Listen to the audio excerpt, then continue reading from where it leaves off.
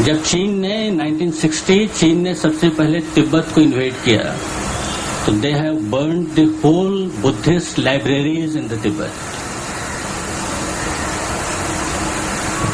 तालिबान ने जब काम शुरू किया तो सबसे पहले बुद्ध की मूर्तियां तोड़ना शुरू किया।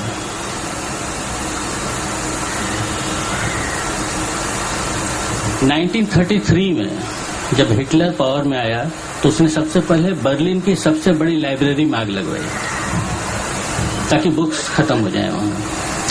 और फिर बहुत दूर की बजाय 1975 में जब इंदिरा गांधी ने हमारे देश में इमरजेंसी लाई तो सारे पेपर्स का और किताबों का और लिखने वालों का क्या हाल हुआ था आप जानते हैं।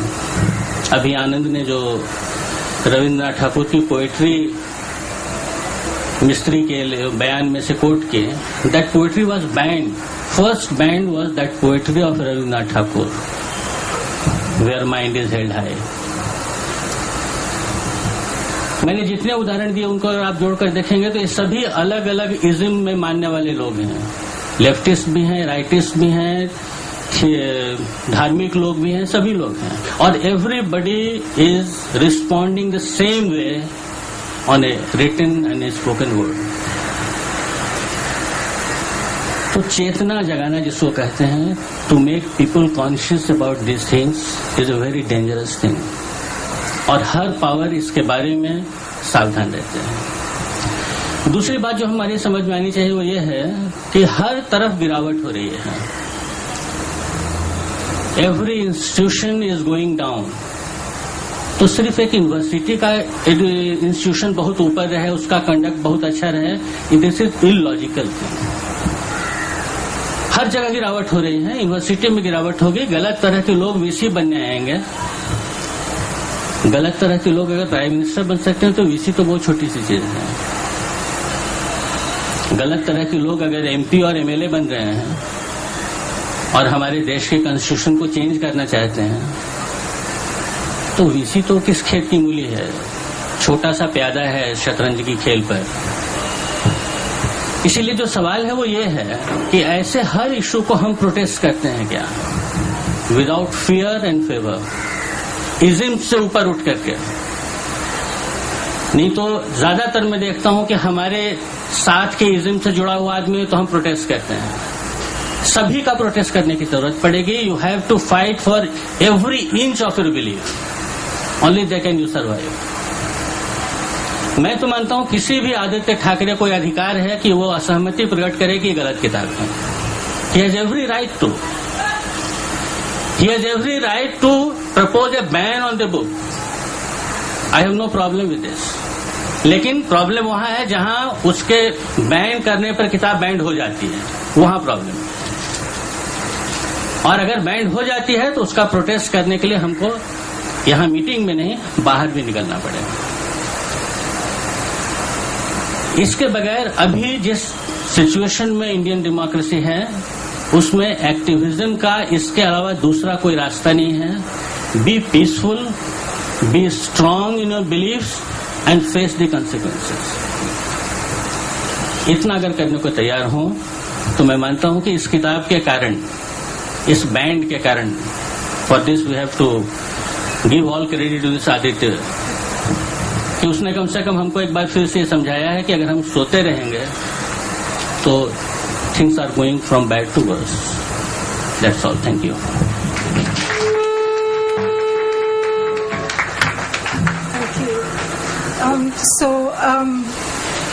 We'll have a discussion now. I just want to make the issue clear. It's not just a question about whether the book should be banned or not. I think that would be fairly easy to decide. The question is more specific. It's whether it should be used as a text in this particular case. And here it is important whether it has literary merit or not. So I think it was important that we had the readings from the book for people who have not read it or who have read it very long ago as I did, to be reminded that it does have literary merit. It's not a question of a rubbish book being banned or being thrown out of the syllabus. Secondly, in a work of fiction, You cannot assume that the author identifies with or approves of what every character says. The novel would be exceedingly boring if every character simply said what the author wants to say. So the characters say different things, and some of them, like Dinshaw, can be quite rude. But that does not mean that you have to look at that in the light of the character. And thirdly, I think, at least I would have serious problems with using as a text a book which abuses or denigrates or demonizes a whole community. But again, we can see this is not a book that does that. So it makes fun of all communities. It is anti-authoritarian. It criticizes authority in various different areas, but it does not denigrate a whole community. So given this, I think we have to decide or discuss maybe what we can do. Anand Teltonde suggested two possible demands. One, that the book should be reinstated, and secondly, that the Vice-Chancellor should be replaced. What do you think? Please, let's have your reactions.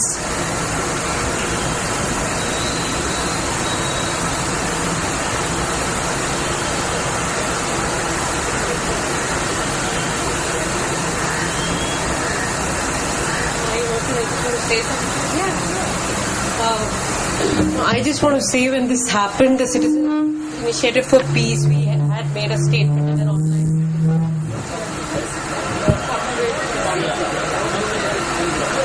I said when this happened, the Citizen Initiative of Peace, we came out with a statement. We have an online petition which is closing to 1,000 signatures now, thanks to Shashank, right? And we have been trying to get an appointment with the VC and governor and why this happened, right? So first and foremost, he has to come out and talk with us. And I think Anand's point is also needs more discussion, because this VC, as we understand, was not the favorite and among, and how he was appointed is also an issue. And I think we should go ahead with Anand's suggestions on how was he appointed.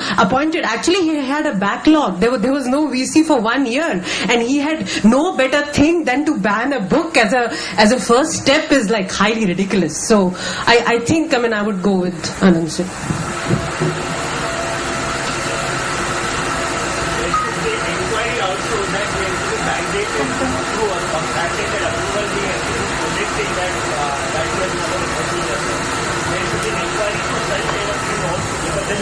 Okay, an inquiry into how the book was selected, right? No, not inquiry. No. Claims that the Board of Studies, the different Board of Studies had approved it. So there should be inquiry how the board had approved it and how he came out with the statement after some time. So obviously he has fabricated the approval and projecting it. He has followed the procedure. Okay. About how the ban was brought about, the procedure and inquiry into the procedure, yes. Withdrawal of the ban. Okay, how it was withdrawn from the syllabus, yes.